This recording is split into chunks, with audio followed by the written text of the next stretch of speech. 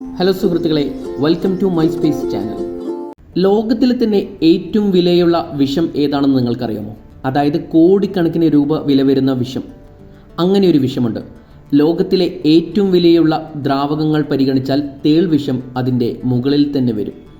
Death stacker scorpion venom എന്ന തേൾ വിഷത്തിന് 1 ഗാലന് 3.9 കോടി US$ വില. അതായത് ഇന്ത്യൻ റുപ്പി 32 കോടിയിലധികം രൂപ വരും. വൈദ്യശാസ്ത്ര ഗവേഷണ രംഗത്തും വേദന നിയന്ത്രണത്തിലും ക്യാൻസർ, പ്രതിരോധ വ്യവസ്ഥാ രോഗങ്ങൾ തുടങ്ങിയവയുടെ ചികിത്സയിലും ഈ വിഷത്തിന് നിർണായകമായ റോളാണുള്ളത്. ഈ വിഷത്തിൻ്റെ അപൂർവതയും ഇത് ശേഖരിക്കാനുള്ള പാടുമാണ് ഇതിന് ഇത്രയും വില വരാനുള്ള കാര്യം. തേളുകൾ കുറച്ചു മാത്രം വിഷമേ ഉൽപ്പാദിപ്പിക്കുകയുള്ളൂ. ഈ ജീവികളെ ഉപദ്രവിക്കാതെ ഇത് എടുക്കുകയും വേണം. തേൾ വിഷത്തിലുള്ള അപൂർവമായ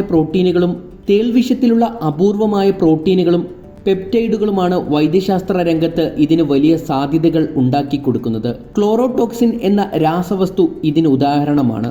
ഇതുകൂടാതെ സൗന്ദര്യ വസ്തുക്കളുടെ ഉൽപാദന രംഗത്തും തേൾ വിഷം വിലമതിക്കപ്പെടുന്നുണ്ട്.